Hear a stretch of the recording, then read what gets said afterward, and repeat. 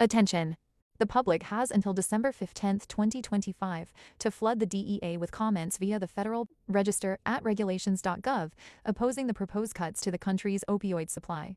And I want to highlight a striking statement made in this Pain News Network article. Quote, "From year to year, the cuts may not appear significant, but over the past decade, there has been an historic decline in the nation's opioid supply.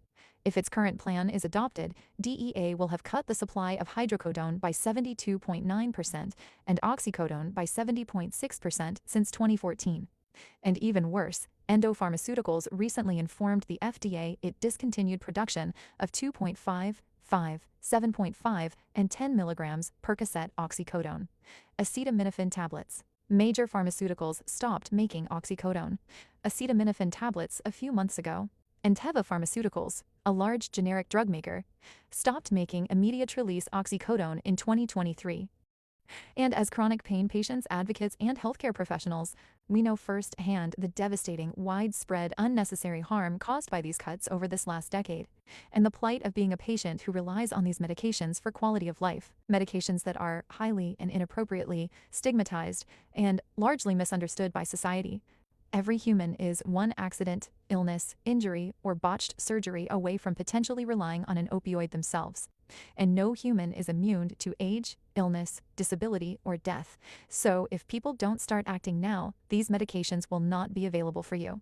So any citizen can leave comments. And we need all hands on deck, and it's super easy to do. The title of this latest proposal to cut opioids is misleading, and they hide the fact that they're cutting the most commonly prescribed opioids in the title, as we've talked about in the past.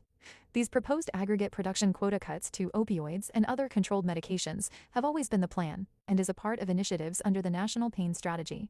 But the government is counting on the citizenry to be ignorant to what's happening with healthcare, or how to inform yourself on and be a part of these government matters. They're counting on citizens to not use the power of their voices to propose and protest these harmful plans. The Federal Register is essentially the government's itinerary, and where they essentially announce and do business that is subject to public transparency by law. This is one way and where and how citizens can become informed on plans and voice opposition on a national level.